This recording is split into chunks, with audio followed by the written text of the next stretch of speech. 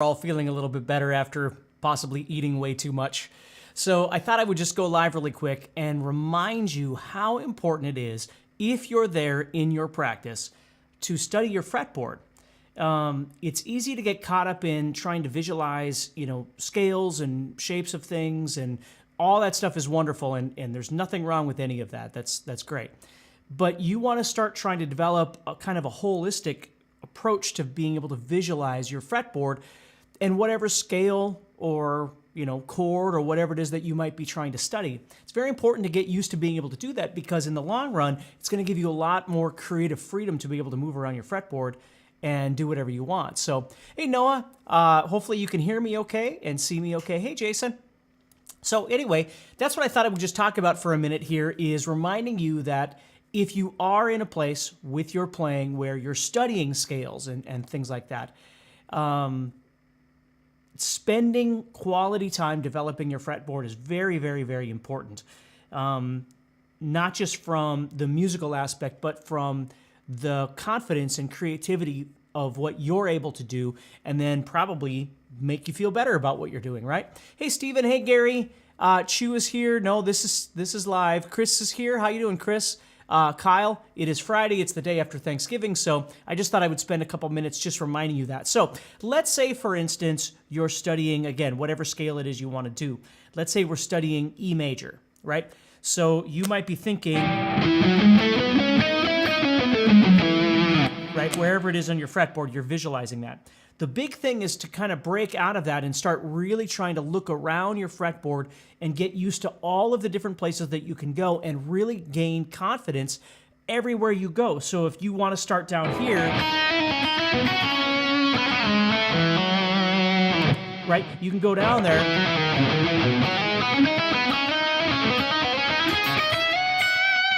and move around as you choose in whatever style you like to play, in whatever phrasing you like to do, but definitely get used to everywhere. So if you're used to always playing like here, whether it's pentatonic or diatonic, right? And there's nothing wrong with going there. It's perfect. But the more you can get used to, well, what's next door?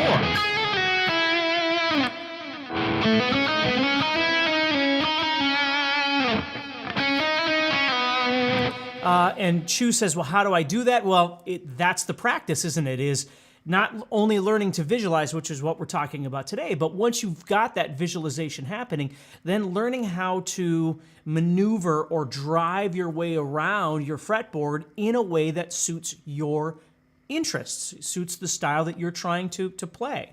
Okay? So as you play,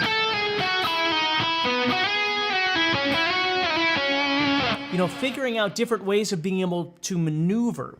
Because oftentimes, and again, I don't want to get off on a tangent on the wrong discussion, but always remember that what happens a lot is because we practice scale positions, oftentimes the downside to that is that, I'm going to move my microphone just a little bit here. The downside to that is that we wind up playing more scalular when we're trying to improvise. And what we want to do, hey Daywalker, Al is here, Scott is here, thanks for being here. Doug is here, happy Thanksgiving to you too, Doug. So what we want to do is learn how to break out of that by playing more, and you can always look this up on YouTube, or I've got courses on it, but learning about meandering. So you learn to break out of that traditional way of playing. Now, there's nothing wrong with playing a scale. Maybe you like I'll use phrases like that a lot when I'm playing, but then I'll follow it up with something else. You know what I mean? So you're always trying to find what works best. But the big thing today that I want you to think about is just learning to maneuver around the fretboard with whatever scale you're trying to play.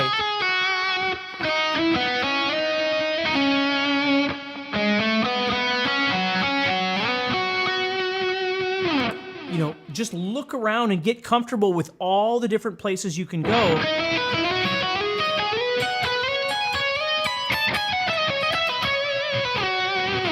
So as you're looking at your fretboard, you again, I always call it clearing, like when you can see something very clearly, out a window versus looking out a window that's really dirty and you can't see. and then you question what's going on, right? When you're soloing, when you're improvising, when you're playing songs, it could be anything.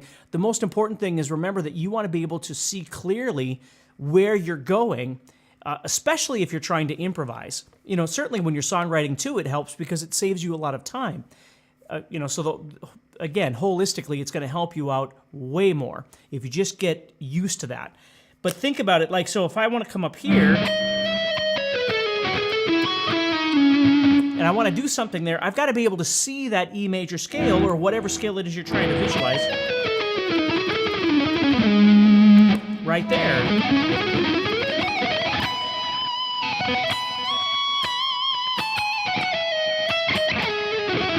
And then if I want to shift into another position, I want to be able to visualize that.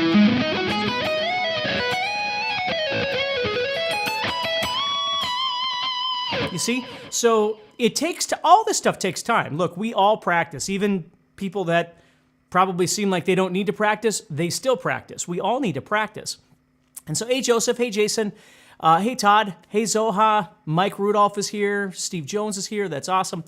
Thank you so much for being here. I hope you all had either if you celebrated Thanksgiving, you had a wonderful Thanksgiving. Otherwise, I hope you certainly had a wonderful week. So think about that, not just playing with blinders on when you play, not just a position. Start there, absolutely. But once you've developed that, then start really learning how to get around your fretboard two ways. Number one, visualizing your fretboard, and number two, developing a vehicle of motion when you play. And that's the big thing that you have to remember. The players that you like to listen to all have a way of moving around the fretboard, right? So if they're doing, like a John Petrucci's kind of lick, right? That kind of thing you'll hear John Petrucci play if you know who he is.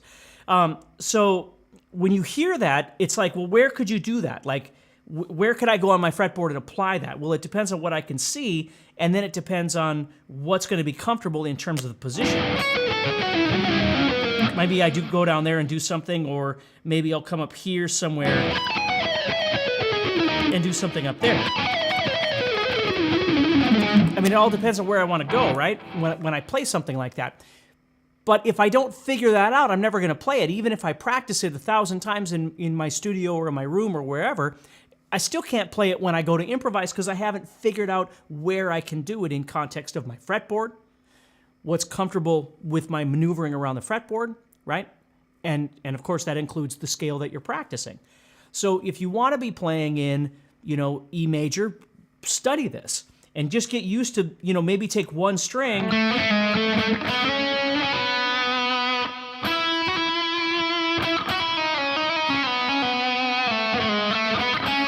and just get used to being able to visualize that one string.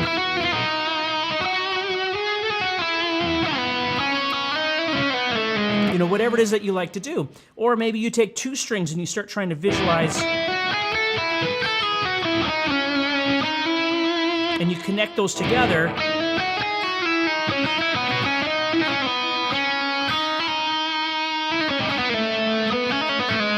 You see, and you just do little segments to get comfortable.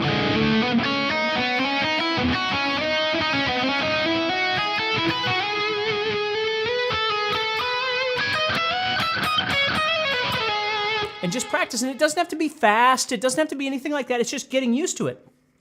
And then you start implementing your playing style. Maybe, like for me, I love bending and things like that. Like that kind of stuff. So I'll add that in, and then of course I've got my kind of scalar kind of things that I like to do, so I'll add some of that stuff in, and I'll just keep practicing these things over and over and over to further develop that idea.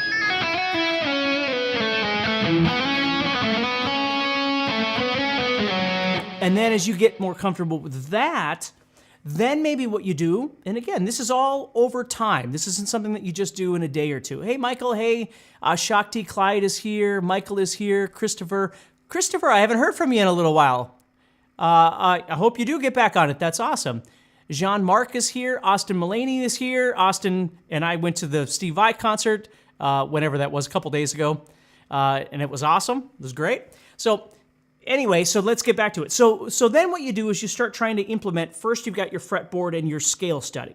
Then you've got your maneuvering around your fretboard, and that's where you start learning like meandering. And again, you can always look up my name and look up meandering, and you'll hear me talk about what that is. But you start developing your method or your vehicle of maneuvering around the fretboard. Then what you do is once you've got all that, then you start trying to kind of develop some sort of end game or purpose to the movement that you're doing. Hey, Billy, Stanlin is here. Let's see here. I know the case system, how to get... I'm just reading what Doug wrote. My minor scales are instinct now.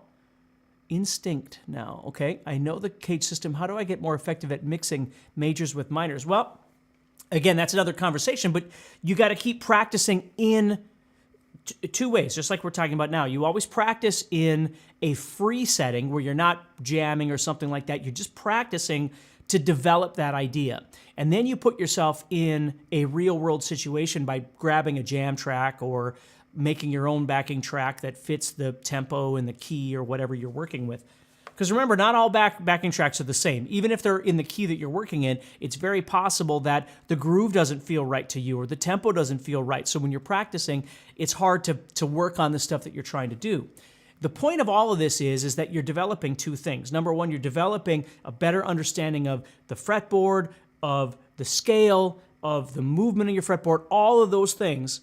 And the second thing that always happens in this kind of practice is, which is beneficial too, is it helps to bring to light the problems that you're having. And instead of just negating those problems, we look at those and we try and figure out what it is that we can do to get better at whatever it is.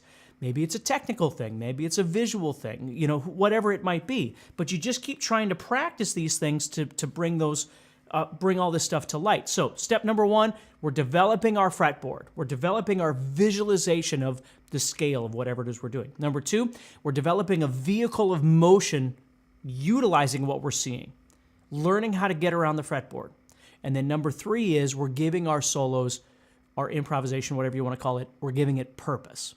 Okay? So purpose means if we're playing over the E, it's a really great thing to get used to being able to emphasize or land on, and I hate to use land on because it's such a weird thing to say, but give preference to something that exemplifies that chord.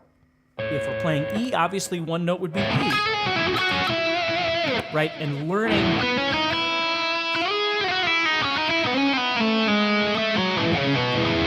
to find where that E is. But there's also the root and the third, and maybe you're visualizing your fretboard as root, third, fifth, that's what I should have said, root, third, fifth, across your fretboard, or you're just visualizing the shapes of the chord. And again, whatever's working for you, that's great. Just keep thinking about that. So as you're playing, see, you can start giving your solo a little more purpose by learning how to visualize the root, the third, the fifth, or the chord shape, or whatever it is that you're doing. So as you play,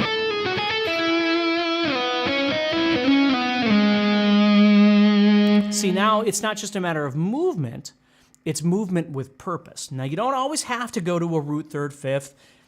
I mean, that's the beauty of this, is it all depends on what it is that you're trying to do with your playing at that moment in time. But it's not going to happen if you can't see your fretboard. It's not going to happen if you can't see that scale. If all you see, again, blinders on, if all you see is this one position on the guitar, that's great. But that's all you're going to do, right? I mean, you're not going to be able to go to other places if you can't visualize what it is, because you might hit the wrong notes, which very much would probably happen if you don't know what's going on out there.